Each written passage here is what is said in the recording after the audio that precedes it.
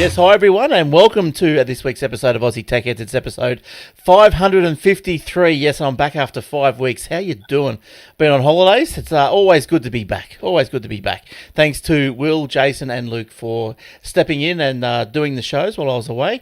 I've heard great things about them, so that's excellent to hear. So yeah, I was off on a little break and went over to America and had a holiday. Went to Disneyland, Disney World, all that sort of stuff. All right, we are brought to you by athwebhosting.com.au, as you know, and also don't forget the AussieTechRadio.com, 24/7 back-to-back podcast, new shows each Friday, even when I was away, except for last week, but don't tell anyone. All right, now, this week, we've got a special host who's come along. Normally, you can see him on Monday night on the Aussie Max Zone, but this week, he's on this show. Hello, Michael. Young Glenn, welcome home, my friend. Thank you very much. Thank you. How you been going? Superb, thank you. Yeah. Oh, excellent. Good. Yeah, nice in down Sydney way. Beautiful. Yeah. It's cool. It's got heaps better. It's gone from cold and blowy to just excellent at the moment. Yep. Nice. My time of year. Yeah, good stuff. So I think we may. I've just had a message. We may have another. Will might be coming along in a second. So we'll see how that goes. See how his computer goes. We can't promise anything. All right. Don't forget we're on the facebook.com/Aussie Tech Heads, youtube.com/Aussie Tech Heads, and the website where you get the show notes and also get the video and the audio and a couple of other little things at aussietechheads.com.au/podcast. And you can get us on the Twitter at Aussie Tech Heads, at Glenn Goodman, or hashtag OzTechHeads. And as I said, don't forget the Aussie Max Zone and the Aussie Tech Security. I've contacted Roger when I came back this week, and we are all systems go for another couple of episodes pretty soon of that. Excellent. All right. Now, look, since I've been away, I've had a bit of a tech-free break, actually. Like, I'm not really up to speed on whatever's happened. I know Apple's had a launch. Did they launch? Yes, it was a launch, wasn't it? They launched, yes. Yes, and I know you would have covered this greatly on the Aussie Max Zone, but can you give me the summarised version, please? And I don't want to bore everyone else because I'm sure everyone else has probably known by now. All I know is... Yes, thank you. Next. Yeah. Was it that good, was it? It was. all I know was an iPhone 8, an iPhone X or 10. Are they calling it a 10 or is it an X? Yeah.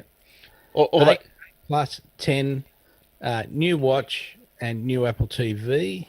Right. Okay. A new Apple TV. Excellent. Yes, 4K. Oh, right. And so what's in the 8 that's worth writing home about? Anything? Glass front, glass back. So our suggestion for that is that probably buy a case because it will break easier than it used to. Even though it is easier to hold, it's not as slippery because of the glass on the back. Right. And you can get Apple Care Plus as well. Now, does this create a quandary for you because, there's two phones released? They're not the same. It's not the 8 and the 8 Plus. You've got an 8 and a 10. Are you going to buy both? No. Are you going to side saddle both, like in the old Western times? Old Western times, yeah. No, I'll just go for the machine gun, which is the... I don't know, I shouldn't use that reference at the moment, should I? No, we're just going for the fantastic little iPhone 10. Right. Scrounging money, telling everybody that owes me money to pay up, give it back to me so that I can afford it. Yeah. Now, $1,550 for the 64 gig version in Australia. So. Oh, geez, what's so special about that? Like the price must be good. It must be real. Must be. So you're getting. Is there a 10? Are you allowed to call it an X or is it the 10? Well, the box will probably have X on it, but yes. It is the iPhone 10. Right, yes. Yeah, so the iPhone 10, eh? All right, so it looks like I won't be getting one of those. But anyway, yeah, good luck to you. So I saw just in passing, Google's bringing out some new phones, or Android, or is it Google? And they're dropping the headphone jack as well. Yep. So Apple knew best all along, eh? We always knew that. Less part. Yeah, we always knew that. More battery. Yeah. All right. So iPhone, anything else? The watch, that's just more of the same sort of stuff, maybe just updated a bit faster. much faster. I think it's got a quad core now instead of a dual core, but it's also got cellular in the watch now that you can have. Oh, okay. Away, but you realistically, you're going to get like an hour's talk time. Yeah, okay. I think for the day. Yeah. So you mean a real Dick Tracy now? Yes. That's good. That's good. He talked into a watch, didn't he? Yep. Yeah, it was Max that talked into the shoe. That's right. That's right. Everything else. Yeah, I think. And like When's Apple going to bring the iShoe? Now, see, there's something to write home about. Now, while Apple's bringing out all new stuff and going crazy, Microsoft is cancelling stuff. Microsoft has cancelled Groove music streaming service. Have you even heard of it? Well, time, hasn't it? yeah, it probably died a slow death. But yeah, the Groove music streaming service, look, I think it was available in Australia. I can't be sure. I remember just when I read the story, I jumped on the computer because the Windows 10 music player was called Groove or something. And so I jumped in, I loaded it up, and yeah, it looked like you could stream a couple of things. I tried to stream one song and it said, I can't stream this in your area. So it was a bit clunky, and I guess that's why now it's 6 foot under. It's so they're going to discontinue a Groove Music Pass subscription, allowing its existing customers to move their playlists and music collections to Spotify. So a win for Spotify, you would imagine. So that's pretty good.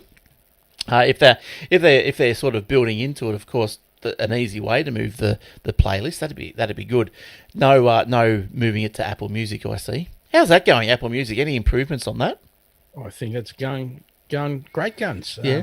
Okay, you use Apple Music? Money, and every day there's another customer. Basically, I think you'll find. So just one, a couple. One a day's fine, mate. One a day. Oh, going up. Yeah, oh, exactly. That's right. Yeah, I tried the Apple Music, but I prefer the Spotify GUI, and so I've sort of stuck with that. But the Groove Music app will no longer offer the option to stream, purchase, and download music after the 31st of December this year. So Microsoft introduced the service in 2012. Not that long ago, really, as Xbox Music, offering music streaming through subscription or purchase through the Windows Store. However, the company said it would continue to update the Groove Music app on all Windows devices to support playback and management of own music. Now, is that Avon? Is that Avon, or would that be William? We can't hear William at the minute. Hang on, just let me. I'll just get his picture so we can see him, and when he decides to give us his thingo, everybody's there. There he is. Oh, we won't show that. He hasn't got a shirt on. Is that not up there, Will? Hey, Will? Can you hear me, Will? We'll just wait for Will to come online. So I think, are we still talking about Groove? What happens to the music you actually bought? Yeah, so they've just said here that the company said it would continue to update the app on all devices, on all Windows devices, to support playback and management of owned music. So I can't see that going on indefinitely, though. Like, I think one day people just wake up and, yeah, that'll be gone. That'll be gone. Yeah. Unless they DRM free it like Apple did for the music, and you can just take it out then. Yeah. There we go. Can you hear us now, Will? Hopefully. Oh, there we go. We can hear him as well. Welcome. Yes. Helps when you plug your mixer and it works better. It does. You're coming through loud and clear. And, yeah, do you want an intro? I think if people don't know me, I've got enough haters as it is. They know who I am. So battery installer and connoisseur extraordinaire Will has joined us. Hated by the internet, apparently. Oh, you are not, Will. You are not. Now, okay, just most of the internet. No, just the English-speaking internet. Come on. Now, look, let's. I don't know. You're right. Just to jump in, Will. I'll pick it up where we are. Yeah, it's all good. All right, cool. I'll bludge my way through it like I normally do. Lovely. Yeah, so we're just talking about Groove Music. They're shutting down, allowing everyone to move their playlist to Spotify. But look, I've got another one here that Michael might be able to chirp in with a bit. We've got Apple's now, the iOS 11. Now, I was asking Michael just a bit there about what was the difference, what was the upgrades to the phone. So we got all that out of the way in less than probably 2 minutes. We're going all right. Now, the other update was iOS 11. Can you give me a summarised what's new in iOS 11, please? Because as I just said, I have heard no news for a month, so it's been pretty good. Been happy. You haven't missed much. There's nothing really happened. Good. Well, iOS 11 on the phone is not a huge update. They've got lots of little things. It's mainly iPad related, and it is excellent. It's made a huge difference to my iPad Pro, for example. Right. Nice. And you've got files now. You can go in and move your files around on the iPad. You can put lots of things down in the dock. You're not just restricted to the things that Apple put down there and, your 4 items or whatever. Yep. You can put, I think, 13 items without some of those items could be folder. So you just click on the folder, hold it down, and then choose the app you want. Nice. They have split screen with 2 items going and a third one that you actually pull down if you wanted to have three things going at the same time, just as an example. Nice. Now, is this only for the iPad, were you saying, or some of those for iPhones, those enhancements? No, most of the enhancements are only for the iPad, yeah. Right. So one of the biggest enhancement, I would imagine, is with iOS 11 comes the release of a patch to patch the backdoor exploit on Wi-Fi chips. So Apple's release of the iOS 11 patched an out-of-bounds write vulnerability in Wi-Fi chips that, if exploited, could have allowed attackers within range to execute arbitrary code on the firmware. Ooh, wow. Is that on that 11.0.1 patch that just went through? Yes, that's right. Yes. So have we got? There's a iOS 11, and then what is in a patch again? There's a new patch. Yeah, right. Through. I think iOS 10 went the same way, didn't it? The next day there was a patch straight away or something like that. Oh, just about. Yep. I don't know if it was a patch, more of a full version release. It's like they completely just cocked that one up, I think. Yeah, I can't remember that far back. But, following Apple's... Sorry? No, go for it. Okay. I'll drop it. All right. Yep. I was just saying, for some reason, your microphone is not like double duplexing or whatever they call it. Every time you speak and I speak, you cut out. But we'll work our way through. It's the internet. I sat down this morning, thinking about the show this week, thinking, what I'm going to do and everything. And wouldn't guess what happened. The internet goes down. And I think, welcome home. Thursday, podcast day, internet goes down. How happy was I? It was only down for about an hour, so it was pretty good. So following Apple's 19th of September update, Google's Project Zero publicly disclosed the bug, as well as proof of concept exploit that inserts a backdoor into the firmware. The backdoor allows remote read-write commands to be issued to the firmware via crafted action frames, sloss me, thus allowing easy remote control over the Wi-Fi chip. So, as long as it's fixed, that's the main thing, and good on Google for not releasing that exploit, because I think the exploit was identified quite some time ago. But it wasn't made public until after the release of the patch. So that's good. Yeah. Excellent. Any other comments on the patch? You happy with the patch? Yep. I don't know how many other things it patches, because there has been a problem with iPhone 8 call noise. Some customers using iPhone 8 or the iPhone 8 Plus have reported hearing static noise or crackling sounds from their receiver during a phone call. Right. And Apple is aware of the issue, and the software fix is in an upcoming release, but we don't know which one. Oh, well, that's good. I don't know. But... iOS 12. Jeez, I hope not. Yeah, I hope not. I changed not ISPs, but telcos yesterday. So who are you with, Will, these days? Telstra. Oh, okay. I'm sort Not of... by choice. That's just sort of the only option I've got here. Yeah, I changed to Audi. I picked up some Audi SIMs, and they go on the Telstra network, so I'm getting the same service for half the price. Oh, I'm mobile. Sorry, I'm with Vodafone. Oh, yes. Just because they do an awesome shared data cap. Right. So we got my phone, got Sonia's phone, I got the mother-in-law's phone, all on the same data cap. What about... And it just shows it. Yeah, I don't know if you've seen... Hang on, I'll go down to this next story here that I've got here, because that's... Belong. This is belongs. This Oh, is yeah. Telstra's budget brand. Now I'll go into some of the things in a minute, but one of the options that this has got, if you take out a one with this, is you can transfer your unused data to someone else. So instead of I guess like sharing, you can actually transfer it to someone. That's pretty good, and you can bank it as well. So let me go through the story. Telstra, Belong has revealed its first 2 SIM-only mobile plans. Apparently go on sale through Coles and JB Hi-Fi. $25 a month, 5 gig of data. $40 a month, 15 gig of data. If you want voice for unlimited calls and text, it's an extra $5, or $10 for unlimited. $5 per month for unlimited calls and text, or $10 per month for unlimited calls and text to standard numbers in Australia and 10 other countries. Belong's plans include data banking, allowing customers to roll any unused data into next month's billing cycle. So that sounds like you can just roll away, doesn't it? Customers also give their unused data to other Belong mobile customers through the Belong app. Belong said that it will not top up data automatically, and manual top-ups will cost $10 for an extra 2 gig. So they're just blowing Telstra out of the water. They're blowing themselves out of the water. So I don't know. But what do you reckon of those ones, Will? Yeah, I've got some friends who are with Belong.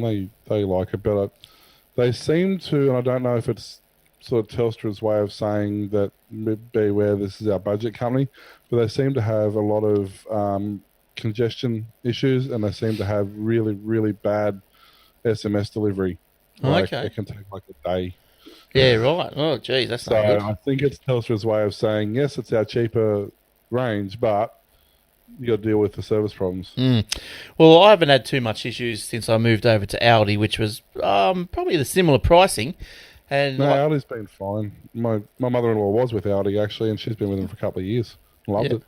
Yeah. So some of my family's with Aldi, and I just couldn't wait because I think my plan. I did have a plan with a phone, and like when the contract ended last month, it rolled over. The plan was still like $90 a month. Come on. And so anyway, I was happy to get off that thing, and so now I'm down to $35 a month. More data. That's about it, really. Yeah. Well, Son pays. I think she pays. 25 a month or 30 a month, something like that. 35 a month, unlimited calls and 6 gig of data. I pay 80 a month, but I get unlimited calls and 45 gig of data. Wow. And then the mother-in-law pays, I think it's the $15 one, which is the base call, unlimited calls. And she just shares our data pool. So we've got like 60 gig of data pooled. Yes. Between the 3 devices. So, and it's only really $100 a month for the 3 devices. So, that's all right. What's that? It's not a bad way of doing it. Yeah. I had a call from on with Vodafone, and they called me to try and update me the other day or upgrade me.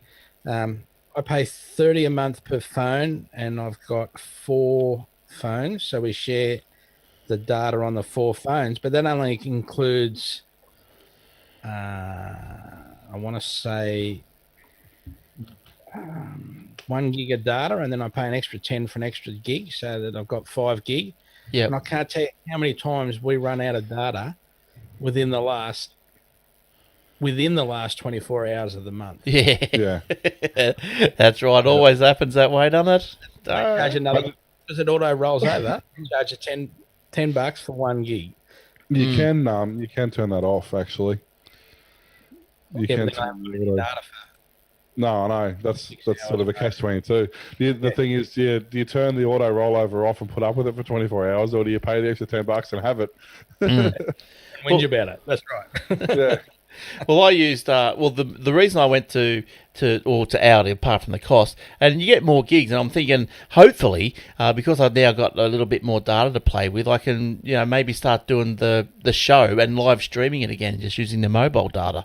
But I only get 1 bar where I am here, so I'm going to have to hang it out the window or something. That's the problem I noticed with Aldi. Like they're using the Telstra network, but they're using the lower spectrum, they're using the lower powered side of the network, so their signal strength doesn't seem to be as good. And even in the middle of the city, their speed's not the same. Like I had my phone, I had my mother-in-law's phone side by side and did a speed test, so theoretically we should be on the same tower. I got 100 meg down and 80 meg up or whatever the 4G is, and she was only getting like 20 meg down and 5 meg up. So even though it's using the same network, it's definitely not the same speed. Yeah, but I look at that's the annoying part. They don't tell you that. They'll say, "Oh, you were with the Telstra network, not with Telstra B network or whatever." Like that. Yeah, well, I mean, they used to emphasize the fact, and when they were with the old network on the 900 meg spectrum, it was actually really good because the 900 meg wavelength was a fantastic wavelength for bad signal areas. So if you're in a bad signal area, you actually generally got a decent signal. But now that they're basically on the 2.5G, I suppose they're probably on now, maybe the 3G at a push, it's definitely noticeable now. But I mean, for the price. And because when I went overseas for roaming, I got a Vodafone SIM because they got their $5 a day roaming, and that worked out quite well. So like each day, and it wasn't like every day that you was away. It was only if you say used it at 9 o'clock in the morning for a phone call. Well, then that day went until 8:59 the next morning. So it was good, and you 24 hour. That's right. Depends on when you started it. And yeah, so that was good. Look, over where we went, like all the Disney parks and all that sort of stuff, it was just all Wi-Fi. It was just Wi-Fi everywhere. Yeah. It was pretty good. Not stream worthy, but Wi-Fi everywhere. That was good. But Vodafone, look, I think it ended up costing me $50 for the month, gave me 6 gig, and then I had to do $5 a day when I used it. I think I used it for about 15 days. I used it mostly on the drive, GPS, and all that sort of stuff, getting the Google Maps and that. But yeah, it worked fine, so I was happy. And now I'm back out of the Telstra clutches. And another story, they didn't want to let me go easy. I had this phone here. It's I don't even know what it is. ZTE, something like that, little one. That it's on my account, and I give it to the father-in-law to use. And so, it's $30 a month. With Audi, I'll get it down to 15. But the phone's locked to Telstra. This is a little for those on the audio. It's a little ZTE T126, and it's like a real old school phone with. It's a candy bar phone. Yeah. Yeah. So anyway, I put the Audi SIM in. Oh, phone locked. So I ring up Telstra. Can I unlock this phone? No, it's going to cost you $25. I went, why? And she goes, well, you haven't had it 2 years yet. So I'm not in contract, but I still have that. Telstra, I said, well, you guys sent me this phone. They sent me the phone to replace me old, whatever it is, 2G phone. And I hadn't had it for 2 years. So they said, it's going to cost you $25. And I said, well, that's rubbish. And I said, well, I'll pay you $25 then. I just needed this, needed to get going. And so I still haven't got the code. So this was 2 days ago. And they said, take 7 days to get the code. And like 25, they're worried about recouping the cost of the phone because she said, if you had it less than 6 months, the unlock fee would have been like $80. And I said, are you serious? I said, I just transferred 2 iPhones worth $1,000. And they went through unlocked, no problems. You're worried about trying to recoup and stop people transferring one of these things. There's this thing called an internet, and if you get on the internet, there's things called phone unlockers that you can use. Yeah, I went through all those, or one of them anyway. You went through all one of them, yeah. Well, I paid me $25, and then I saw a dude on eBay doing it. I thought, oh yeah, $6. I'll give him a shot. So I was giving me $6, and he said, I'll get back to you within 24 hours with the unlock code. He came back to me and said, I can't get the unlock code for that phone. So here we go. So let's hope Telstra can get it. All right. What's been going on, Will, in your world? Tech wise or anything wise? Same old, really. Nothing spectacular. No. How's the new house? Is it Ethernet netted yet or what? Some of it, you can sort of see the rack happening behind me there. Oh yeah, that's good. Currently, it's only got the Foxtel box and the router sitting on there. Well, it's nice and cool anyway. Well, the neat part about the IQ3s is their Bluetooth remote. So the Foxtel box can sit on this side of the wall. The TV is literally on the other side, behind the other side of that wall, and the Foxtel remote works through the wall. So that's pretty cool. So it makes wiring a lot easier. How does I've got no. Is the Foxtel like an audio remote or something? How's that work? How does it work through the wall? Bluetooth. That's not Oh. IR. Yeah, you can Oh. still use the IR remotes, but they come with a Bluetooth remote. Oh, they must So be that makes new. yeah, they've only been out, I don't know, 2 years. All right. Um, Well, I've got the IQ. Queensland, remember, Will? Like, yeah, I know. They do work with the IR remote as well, but by default they come with the Bluetooth remote. Yeah, right. Um, Nice. And it works. Makes wiring so much easier because you don't need to run IR blasters and all sorts of stuff. Yeah. I literally drilled a hole through the wall, which I will eventually get around to putting a faceplate on it. Ran my HDMI cable, my network cable, and my power cable through that hole. Hmm. And ran everything up through like my Foxtel cables and my phone cable and everything. I'll just run under the floor and up through the floor into the back of the rack there. So eventually I've ordered another thing. I ordered a 24 port gigabit switch from Melbourne 4 weeks ago. Yeah. And Fastways picked it up the day I ordered it. Mm. And according to their website, it's still being processed. That's not good enough. That's not 4 good. weeks Well, in Melbourne so far. Well, I think that's Fastway. They're better than that. So No, they're not. The amount of problems we've been having with Fastways at work, we don't use them at work. We've stopped using them now. It was taking up to 5 days to get a package from one side of Brisbane to the other. So what's the problem? Do you reckon? What's dunno. Fastways. They've obviously just changed. Yeah, right. Changed. Yeah, But okay. yeah. So once I get the network switch in there and got that all hooked up, I've got a VPN that's going to go in there, so Yeah, nice. I can download my Linux torrents without the government knowing what I'm doing. Good stuff. Yes, well, I installed this thing that you can see behind me there. That's my old server. I put FreeNAS on it, and so far so good. Took me a little bit to figure it all out, but yeah, so far so good. I'm dumping the data onto it right now as we speak. So hopefully back in action. I think it was about the week before I went away.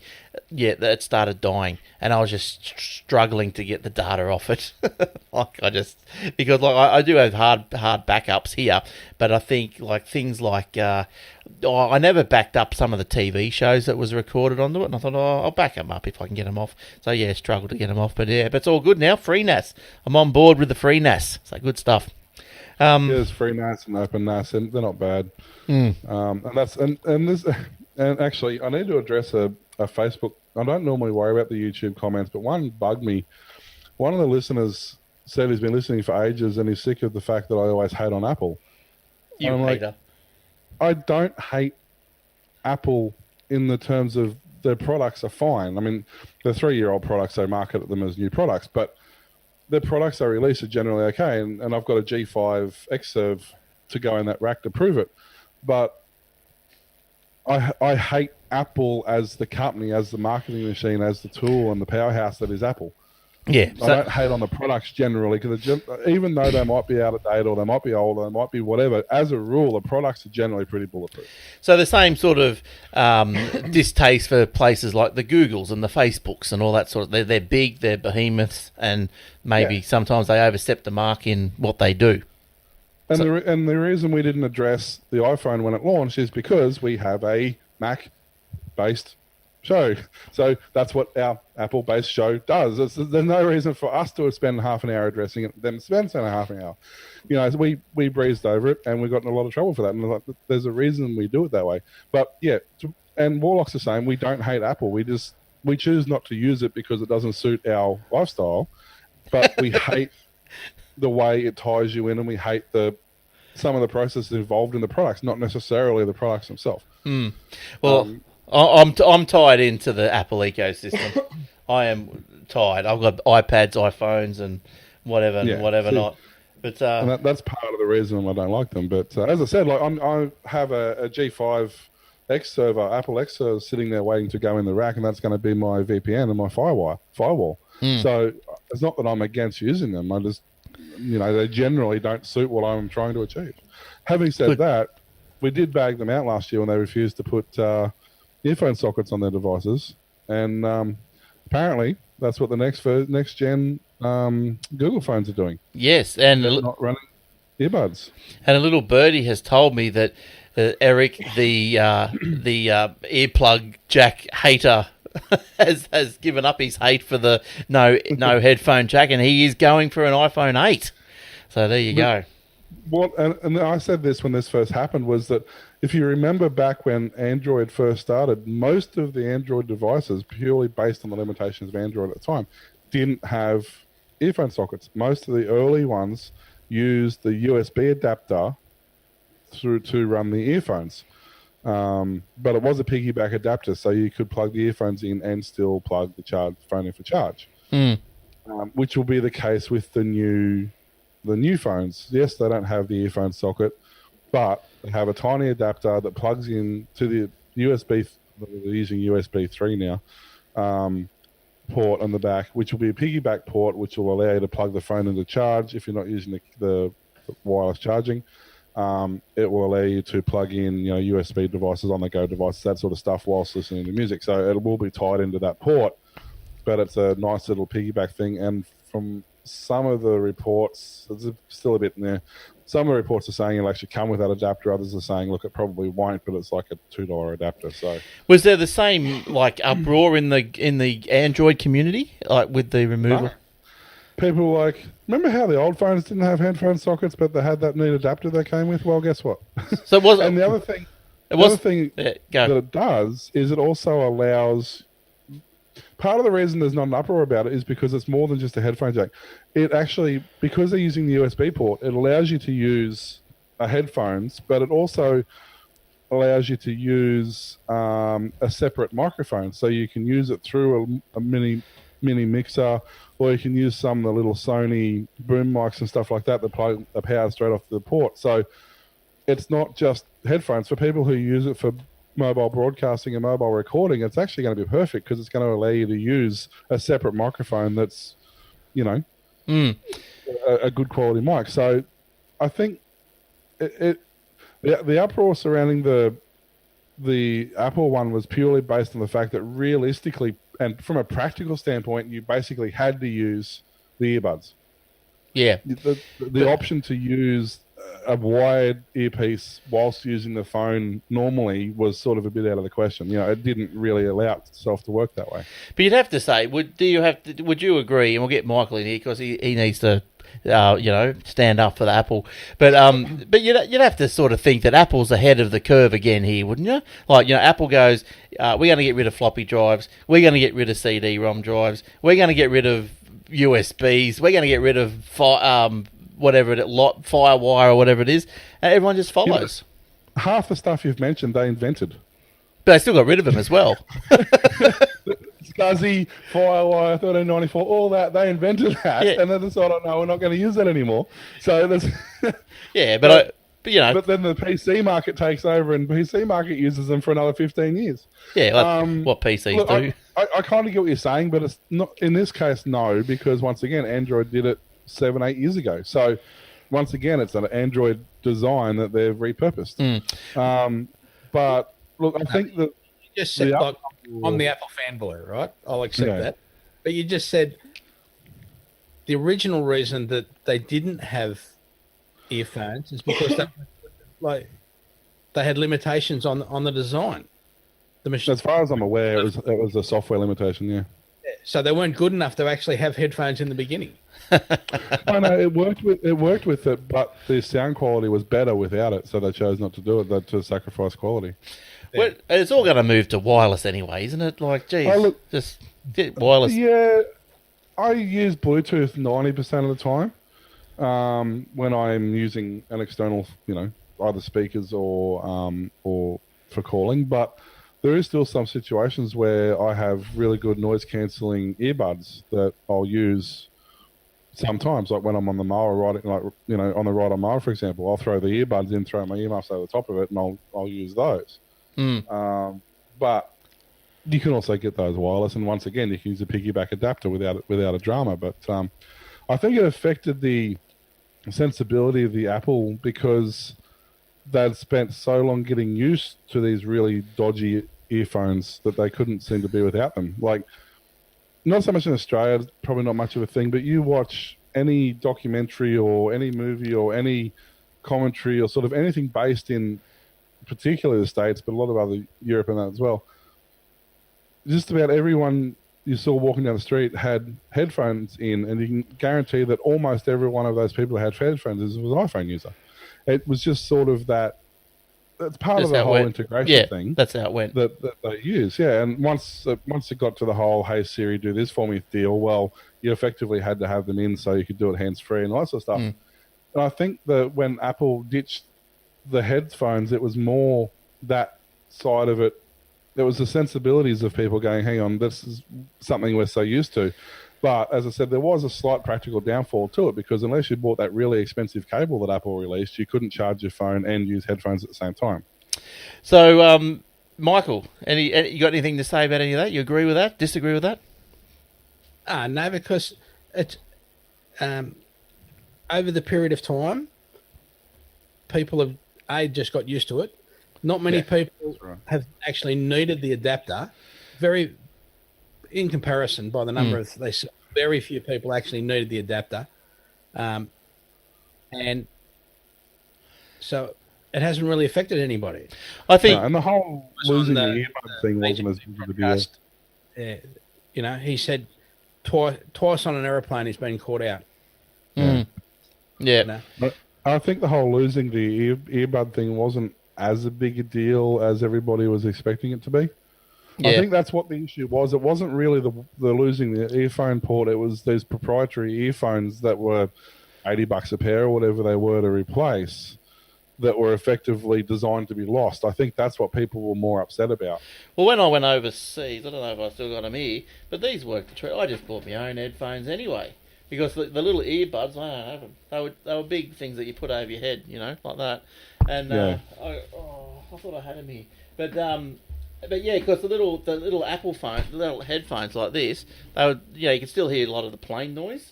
And yeah, so they're not noise cancelling. Yeah, so I put on it's a bigger set, and they went all right. Oh, what happened to them? But anyway, let's talk. How about broadband? Now, Will, what are you doing at broadband? What do you got up there? Just you got NBN or what? Well, I've got glorified ADSL too, if that's what you mean. No. I do have the NBN. It is called the NBN. I'm on the mixed technology network. Right. But it's better here than it was at the other house. At the other house, it was about 10 meg down and about 4 meg up. Here, it's about 40 meg down and 10 meg up. And you poor thing. But at least it's relatively consistent here. Whereas at the other place, I was constantly getting dropouts and stuff like that. At least it's not super fast here, but at least it's better than it was. But it's consistent speed, which is more important. Have you changed provider? Well, Telstra is the fastest here because the exchange is basically at your other house. Okay. No, I was with Telstra there as well. Yeah. You basically have to be with Telstra. I mean, you can be with other networks as well, but from all the reviews I've read in the area, Telstra is really the only one who gives you anything resembling NBN. Yeah, okay. But it's because we are technically fibre to the node. The problem is our node, our exchange, is basically on basically on the end of a copper run. Like it's horrendous. The exchange itself can't handle any more throughput, and that's proven by the fact that even though I get 4G signal here, my 4G isn't any faster than my broadband. So the actual bottleneck's at the exchange. Now, Michael's got, what do you got? Fibre to the home, fibre to the premise. Fibre to the premises, yeah. Yeah, how's that been going for you? Without a hiccup, I imagine. I've had two, in the last 2 weeks, I've had two where it's just stopped working. But it might be my router, because all I do is turn my router off and then turn it back on and it's all right. Okay, yeah. But what I'm surprised about, so I pay a bit more and I'm with a very little known provider. But in the same block of townhouses that I live in, say people across with Optus, and they have crap. So dropouts. So I noticed you're with a little known provider. You're keeping that one to yourself, aren't you? You're not going to tell us, are you? Who is it? Are you going to tell us, or you want to keep it just on the down low? I'm just trying to think what it is now. Well, phone. Will you ever think of that? And I'll tell everyone about what this little story was about. The Australians with fibre broadband connections double as DSL sinks and falls down. The number of Australians using fibre, this has got a lot of stats in it, but it's interesting. The number of Australians using broadband services more than doubled in the past year to reach 2.1 million. That was up from 960,000 in 2016. Now, while fibre connections surged, apparently, to 123%, DSL connections continue to decline, down 15.9 to 4.2 million. So still quite a significant amount of people are on the DSL. Now, the Australian Bureau of Statistics data for the year ending 30th of June this year show Australia now has 13.7 million internet subscribers, and that's not including mobile handset customers. Now that's 13.7 million. That's up 500,000 since last year. So you can tell that, the internet and IoT and all this sort of stuff, everything's going crazy. The mobile wireless remained the most popular type of internet access with 6.1 million customers, followed by DSL, then fibre with 2.1 million. Now, NBN nearly doubled its network footprint last financial year and claims to have 2.4 million active connections as of June this year. And I know I looked again at my connection, my plan, my NBN forecast of when I'm going to get it, and it's still June to November or something next year. So at least I'm within a year now. I'm within a year, so I'm getting happier. A lot of those, we were discussing this last week. A lot of those numbers aren't necessarily because the NBN's rolled out. A lot of those numbers is because they've reclassified what they're calling NBN now. Yeah, okay, right. So a lot of people who are on ADSL2 are now classified as being on the NBN. So a lot of those areas have a ridiculous amount of people. But you can't get ADSL. Well, how do they? Why would they classify? Are they classifying because it's over a certain speed? Because they're calling it the mixed technology network. That's part of their rollout of the mixed technology. Whereas if you've got a X amount of speed on an ADSL2 network, it'll automatically be called the NBN. Oh, well, because my router that they sent me is actually classified as an ADSL2 router. Yeah, right. Modem router, yeah. So that's what they're doing. But you get ADSL2 router with an EWAN port. No. You can, but the Telstra one's not. It's literally just an ADSL2 modem router. That's all it is. But I'm classified as being on the mixed technology network. You're getting conned. Yeah, I know. But that's what I mean. That's what I'm saying. A lot of these figures aren't legit because they're reclassifying. Like as I was saying, in Evan's Head, where the speed is ADSL1 at best and not even really. We're talking 3 meg down and half a meg up at a push. They want to classify that as NBN ready because that's as good as the exchange can handle. So as far as they're concerned, it's upgraded to the maximum, which means they're ready for the NBN rollout. Well, the mix of technologies, such as there's 1 million customers with fibre to the premises, 900,000 fibre to the node, to the basement, to the curb, 200,000 with hybrid fibre coaxial, and 200,000 on fixed wireless, and 100,000 on satellite. Now, according to the ABS report, 3 million terabytes of data was downloaded in the 3 months to June 30, and that's up from 2 million terabytes during the same time last year. Mobile handset downloads contributed 175,000 terabytes, which is an additional 50,000 terabytes from the same time last year. As for mobile handsets, the number of subscriptions grew by 1.5 million from last year to reach 26.3 million. So more than Australia's 24.1 million population, and that's Michael has got 2, hasn't he? And that's why. So yes, yeah, with Michael's with my net phone. Oh, I've heard of those. I've heard of them. And does that mean that maybe at the exchange, my net phone have got a box, and I might be the only one in the area, whereas they'll have a certain allocated. This 10,000 people going through the one Optus box, and that's why I don't have a problem, and they do. May yeah, do. we haven't allocated. They would have bought an X amount of bandwidth, and you'll be sharing that between how many users. But if you haven't got many users on it, well, you're going to get. It's like the old days of cable. Same thing. Cable had X amount of capacity, and more people in your street that signed up to cable. Yeah. Your cable. Yeah, that's right. Yeah, I think a few people signed up today. Yeah. I'm very happy. Like mine's cruising along like a beauty. Yeah, and what do you got? You got about 100 down, 40 up, or something. I'm paying for 100 down, 40 up. Yeah, and I get about 80, 15. Oh no, about 80, 30 now. Okay. Yeah. What happens if you were to only pay for, say, 30 up? Would that reduce more, or would you actually hit your? No, what happens is I don't know what that noise is.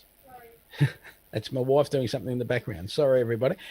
Cleaning. The issue is when I'm doing the recording for the show, the inbound bandwidth, and then you do Facebook outbound, doing the live Facebook.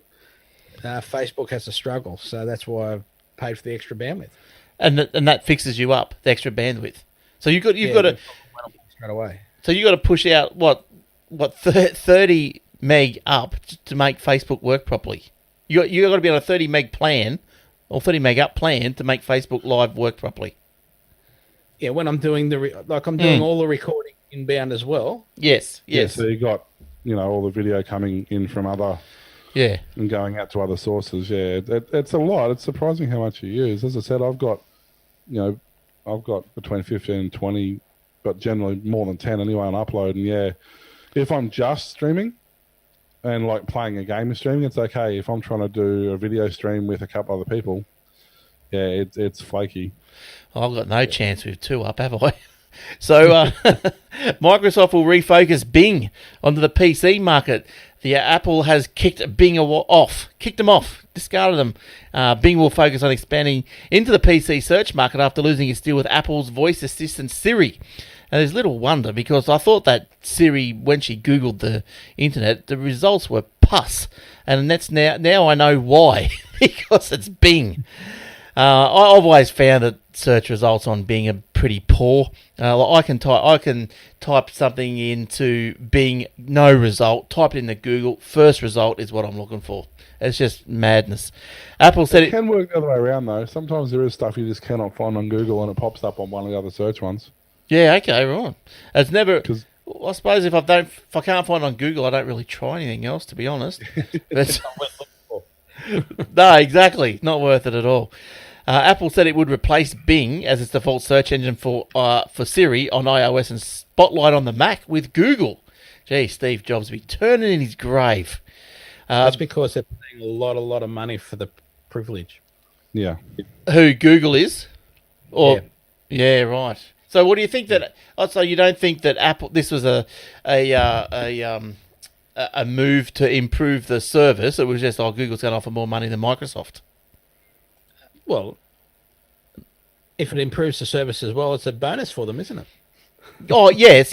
But I think how many iPhone and how many Macs and tablets there are out there that aren't using Google. So if they get people to use Google, then their marketing strategy works better for them anyway. So they might be paying a heap of money to have it implemented, but at the end of the day, they're not stupid. They're not going to be losing money on the deal. No. I was going more of was the motivation to change? Was it the motivation to improve the service, or was it for the money? Maybe that because we could choose which search engine we want to use. Maybe so many people have actually changed it to Google that they've gone, well, that's what the customers want. Let's go with that way. And the money's a bonus. Can you change Siri to use Google? Can you? You can change your default search engine anyway. Yeah. Whether that's what I can't answer. I don't know what the result for that is. Yeah, I think because of the results I get back, I'm pretty sure it's using Bing. You'll tell you. Yeah. Now, Bing's the second largest search engine in the US, and it's also the default engine. It's been the default engine for Siri since 2013. It's still the search engine that powers Yahoo, AOL, and Amazon. So there you go. Yeah, which is why it's the second biggest, because everyone else uses it. Oh, yeah. So there you go. But look, the only good thing that Bing is for is videos, I reckon. Search for videos. they have a good little video interface, and because the thing I don't like about the Google search for videos is you're looking for something, and it'll just give you one column just down the left-hand side of the videos. So you scroll, next, you scroll. So it's not good. You search for videos in Bing, you got a few filters there, and it grids it out. So you get, I don't know, 8 per line, 4 lines per page. Easy, nice. I like Bing for videos. If you're looking for video, Bing is your answer. Now, the layout's different. The which what? The layout's different. Yes, it works. I don't understand why Google hasn't changed.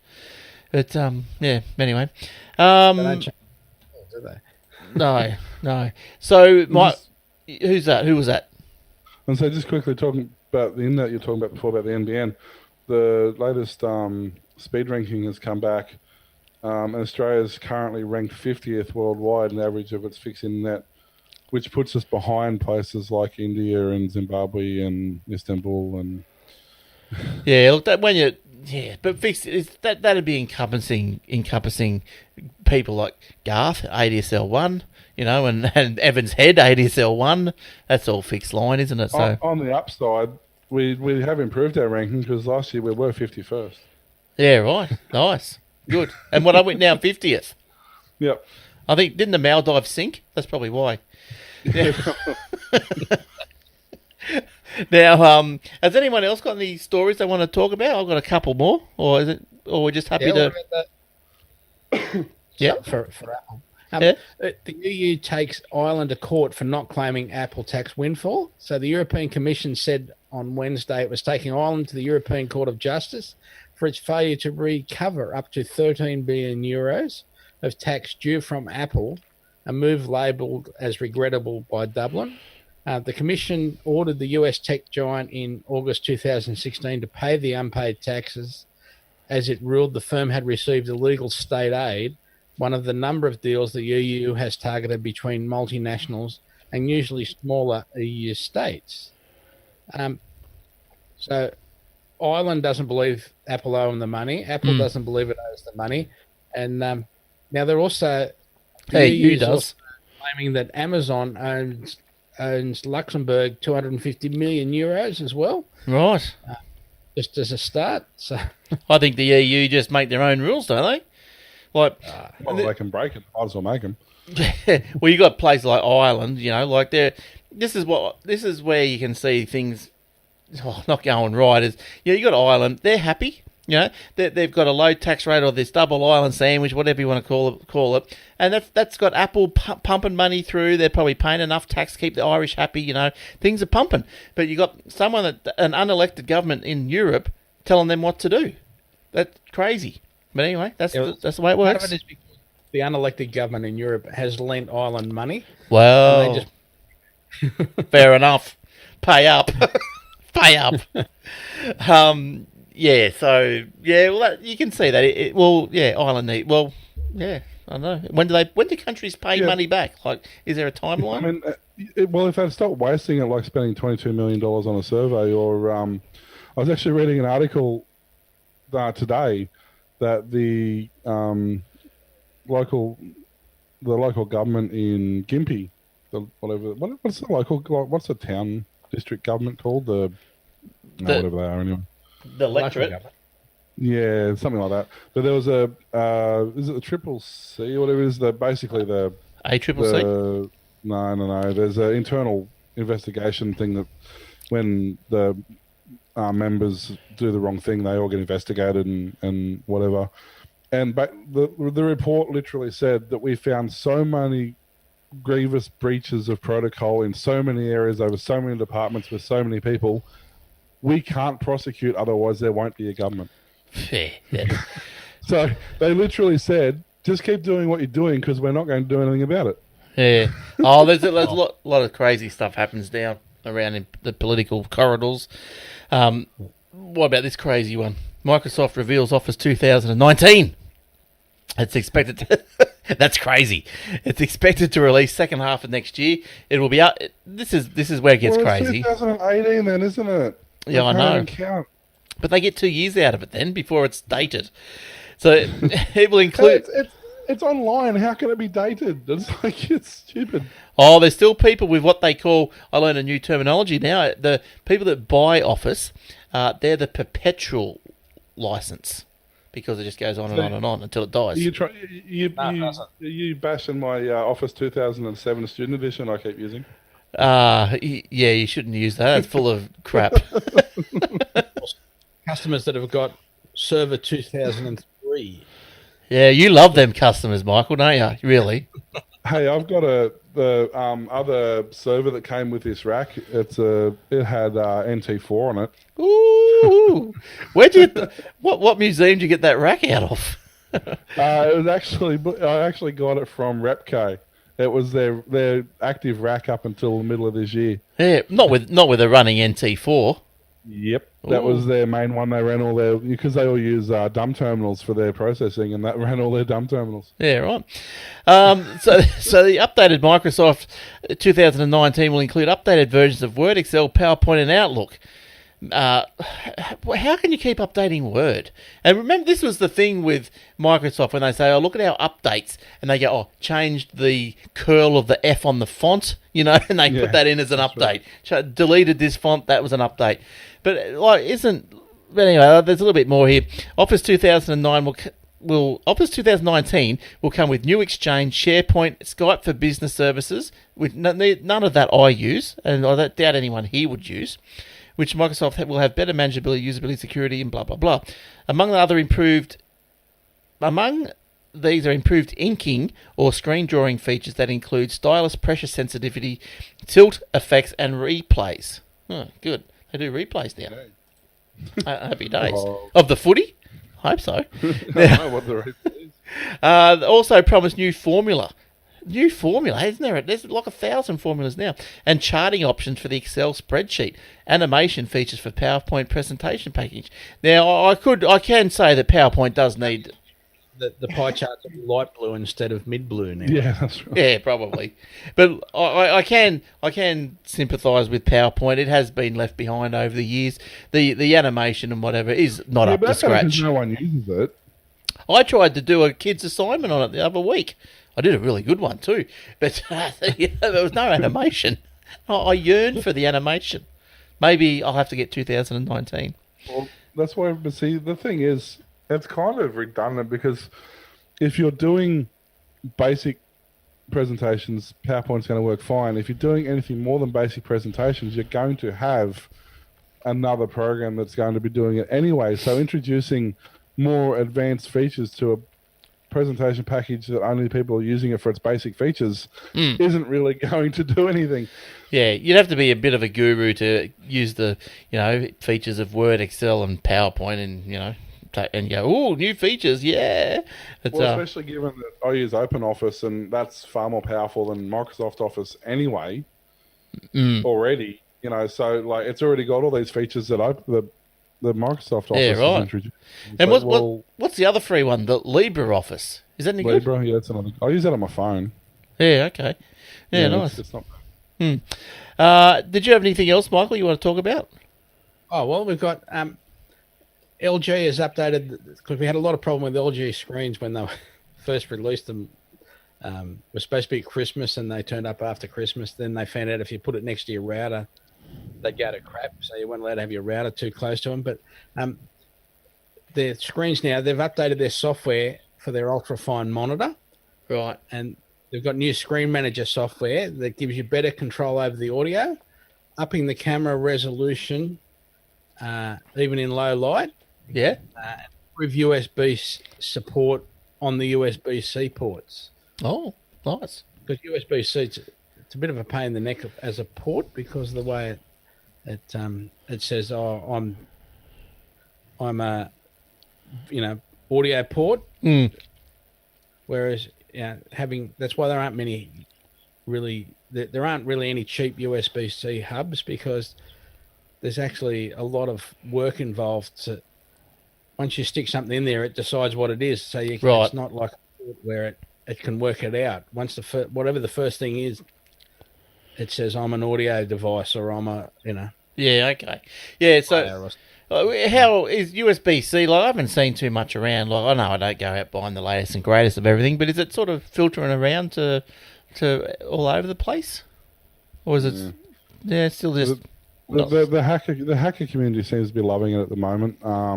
They're doing things like taking the little, what do they call them, the CSSDs, whatever it is, the little micro hard drives out of netbooks and stuff like that, and they're basically putting them with USB adapters and turning them into 100 gig USB flash drives and stuff like that. So yeah, right, nice. They definitely have and they actually have pretty decent speeds. They reckon they're nearly as fast as having it actually in the system. So for a backup drive, they're great. But I think they're definitely being used by the hackerverse a lot lately. But whether or not the average everyday person's decides to throw out everything they own so they can use USB stuff, stuff, I don't know.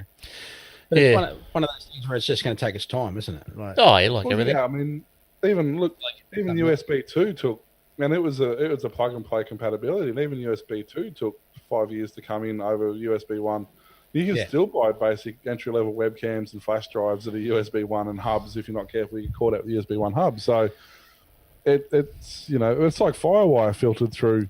It took 10 years to filter through it, and that Thunderbolt or whatever it is, same thing. It's going to if there's a market for it, and if the consumers choose to decide there's a market for it, it'll take off. If not, it'll be dead in a couple of years, and they'll put something else in there. Now, MacBooks have got the USB-C, haven't they? The new ones. That's right. Yeah.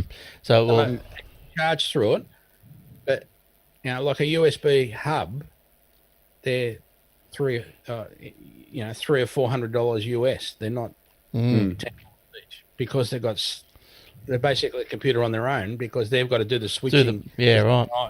Audio port. Now I'm a video port. Now I'm a charging port. Yeah. Well, it'll happen. It'll come to us. It'll be good. Now, just to finish up on, I think we're getting a bit over time. I've got another one. Yeah, go.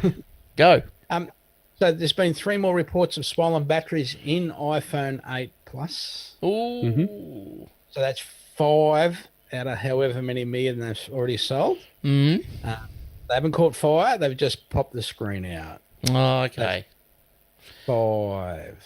Yeah, well, that's nothing. Would you even bother, if you were Apple, would you even really be bothered with that?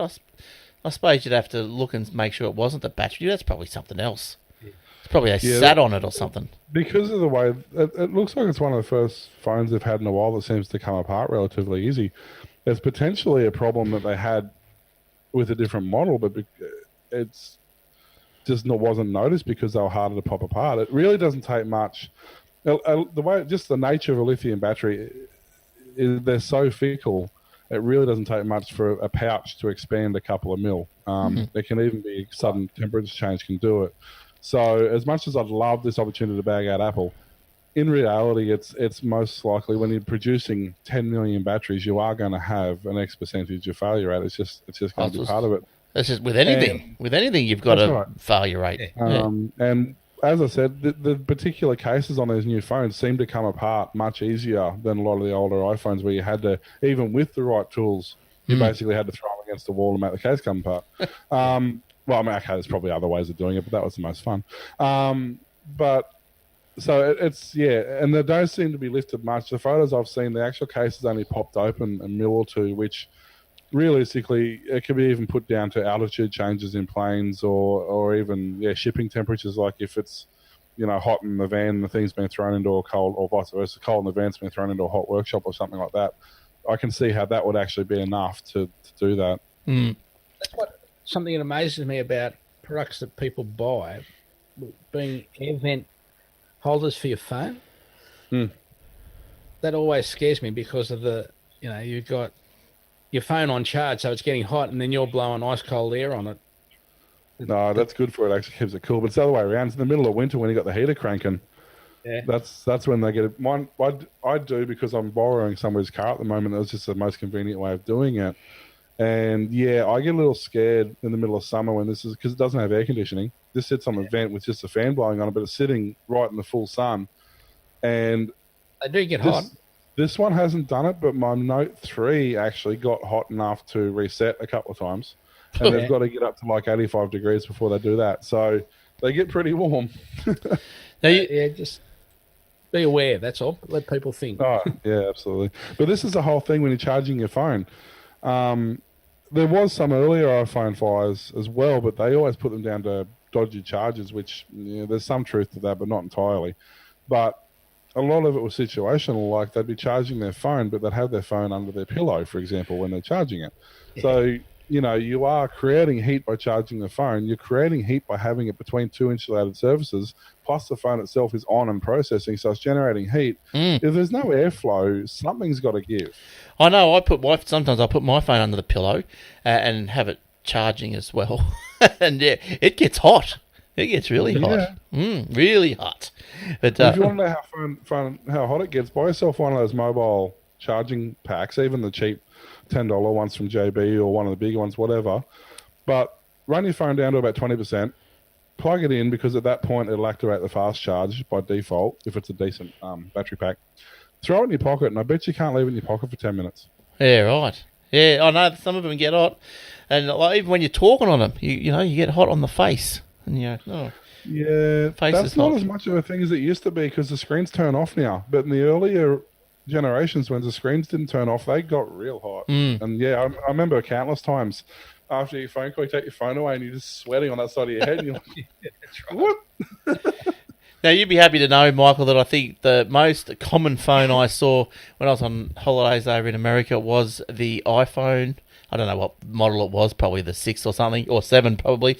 But something else I did take notice of was they were all the big ones. They were all the S's. I think I saw maybe one person with my little tiny one, the little 6 or 7. But yeah, most of them had the big ones. They love them. They love big is better over there for sure. Bigger cars. How good are their cars? They're great. Now, It's because we use them as more than phones now. The bigger the screen, the easier it is to use. That's just what it comes that's down how it comes to. I've got the well, to give you an example, my mother-in-law, she used my old Note 2. She's been using that for a couple of years, and it's been fine. It's starting to get old now, and it's starting to get a bit flaky. So we thought we'd get her the S6, which screen size is only a 5 or 6 mil smaller. It's not that much smaller. But the first thing she did was complain how small the screen was, and all she does is Facebook and phone calls. That's it. Yeah. And the first thing she noticed The was screen. how much smaller the screen was. Yeah, right. Oh, well, she must love her phone. She knows. Now, I've got... did you have any stories you want to get through? Yeah, just quickly, a couple of weeks ago, we were talking about how Oracle is basically wrapping up everything that they're effectively going away, basically. So that includes Java, includes everything they do. Oh. Not now, but it's on the card. Some of their products they're calling it quits with now. Other stuff's taking a bit longer. But what I find funny is Microsoft's finally added support to Java for its Azure functions. Right. So well done on that one, Microsoft. Wait till the product's being decommissioned, then add the function to your serverless computing service. That's great. They're in 2019 they're adding Flash as well. So, They'll probably put they'll actually they're going to start a company called Shockwave. oh dear. Yeah. And Winamp will come in pre-installed. Oh, Winamp. But I just thought that was interesting. Yeah, they're talking about how, basically the only Oracle. I mean, people who've been in the industry for years know Oracle and know the history of Oracle, but the only thing it's realistically known for by mainstream people these days is Java. That's effectively all people know it as.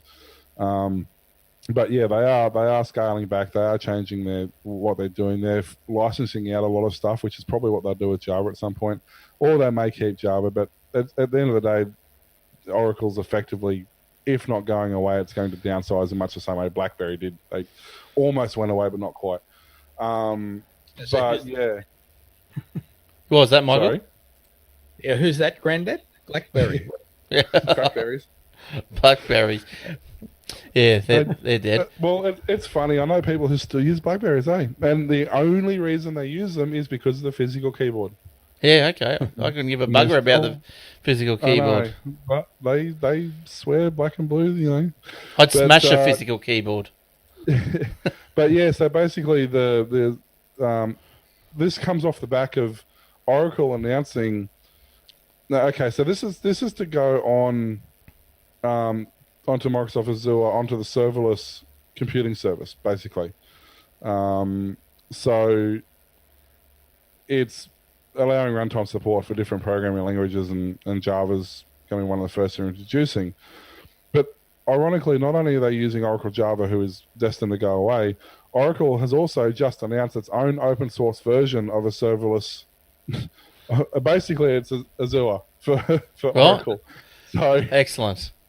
So they've got them at both ends now. They're like, well, yeah, you can pay to use our Java on your system, not a problem, or you can use our own open service version. It's like, so they did well there. Excellent.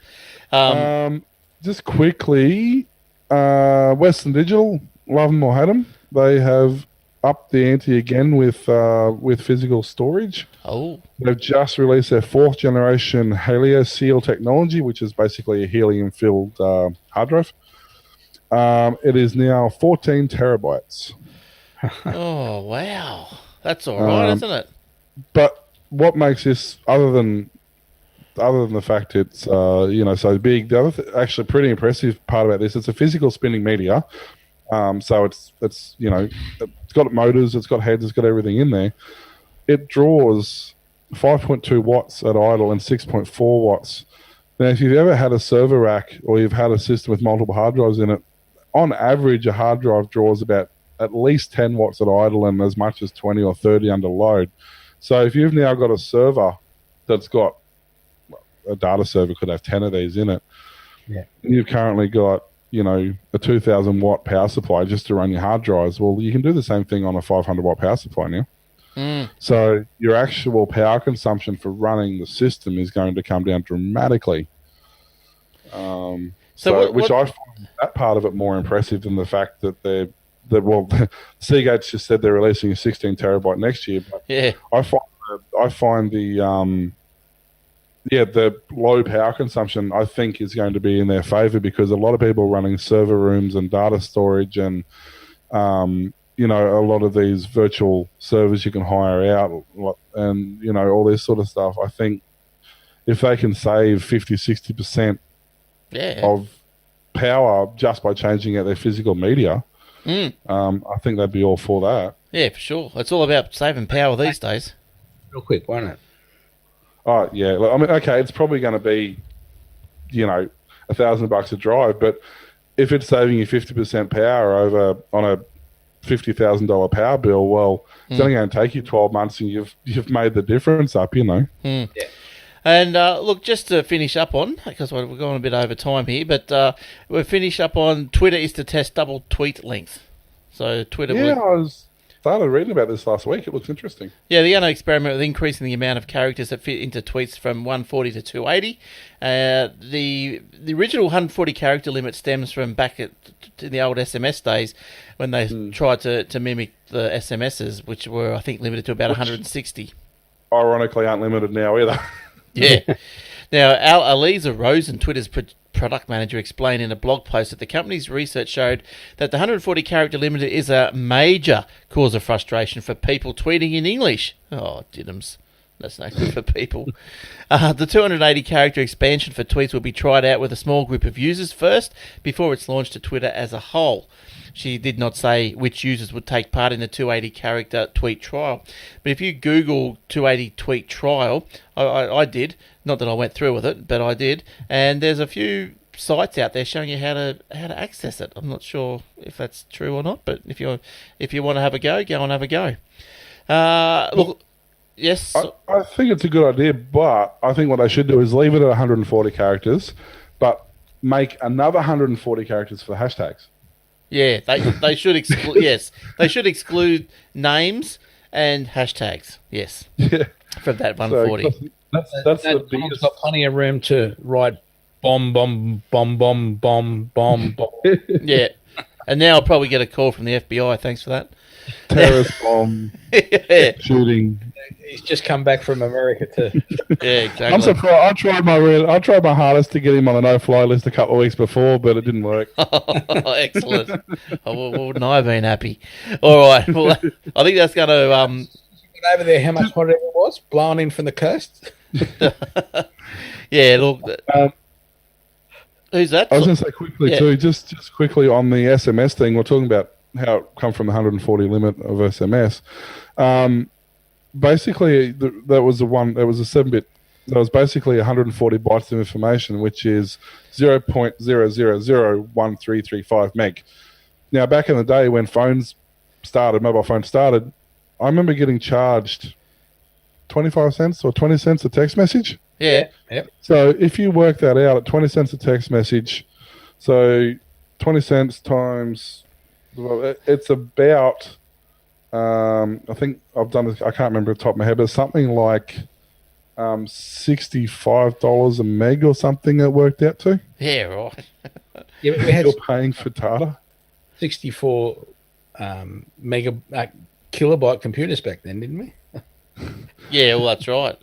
Well, Who'll ever need more than 640 meg base memory anyway? the same people who'll need a mouse. No, And the same people who just need Java.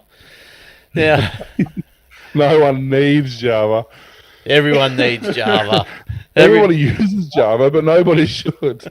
Everyone needs It's so Java. funny, the amount of people who have written, and Minecraft is a classic example of this. When he started writing it, he chose Java because it was easy to work with. A couple of years later, when it took off, he goes, if I had have known this program was going to be so successful, there is no way I would have chosen Java as the platform to base this program on. Yeah, Nobody should ever use Java for designing a program they want to roll out to the masses.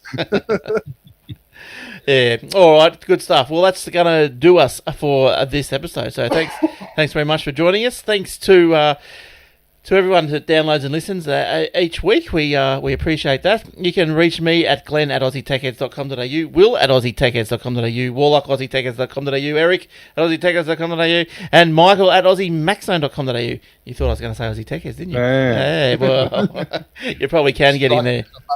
It'd probably work at Aussie Tech Heads anyway. I think it does.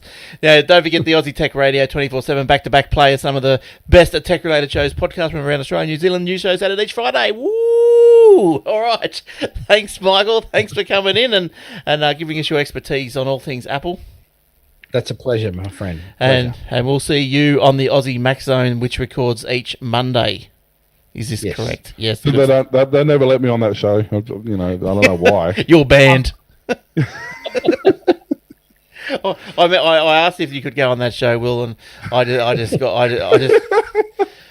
got anthrax in the mail that week. So yeah, We invite you on, but the email never seems to get there, my friend. it doesn't go. Oh, that's all right. I think maybe I think I've got Apple blocked in my emails. So if anything comes in, Where it Apple, says Apple. maybe it was one of the zoners that got onto you on the YouTube, Will. Oh man, they were upset at me. All right, so good stuff. Thanks everyone for joining us, and we'll see you all next time. All right, thanks, and bye for now. Ta-da. Bye.